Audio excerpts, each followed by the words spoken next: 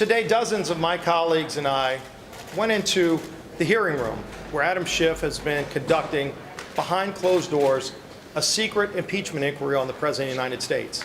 This is a process that we've been highly critical of, the fact that it's closed to the public, the fact that members of Congress that aren't on the relevant committees don't even have access to the transcripts of the hearings. Maybe they do that in the Soviet Union, but that's not acceptable in the United States of America.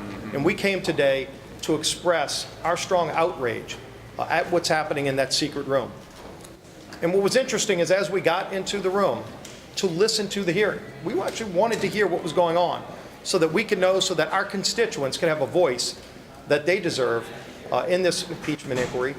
And as soon as we went into the room, Adam Schiff hadn't even started the hearing, which, by the way, Schiff pointed out himself was not a classified hearing.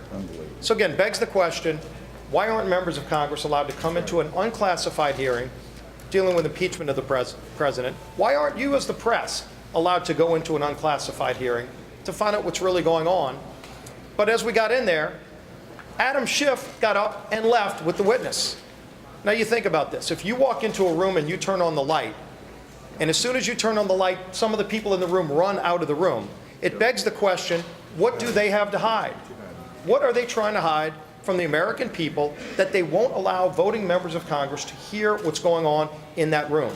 In fact, today they had a DOD official testify, and yet members of the Armed Services Committee were being denied entrance to that room to hear testimony unclassified from a DOD official. And so Adam Schiff has been conducting the secret inquiry on his terms, with his rules, throwing out all of the precedent of the three previous impeachment inquiries of presidents of the United States. When you had Nixon impeachment, when you had the Clinton impeachment, the House voted to start a process. They used the same rules. Same rules for Republicans, same rules for Democrats. Both sides could call witnesses. Today, only Adam Schiff calls the witnesses.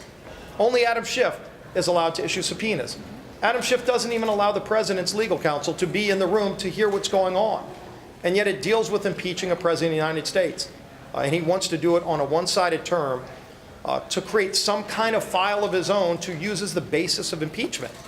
That, whatever Adam Schiff is putting together today is a tainted document because it's a one-sided document. It's a document that's been created in secret behind closed doors, and when we showed up today to find out exactly what's going on, he got out of the room and left with the witness.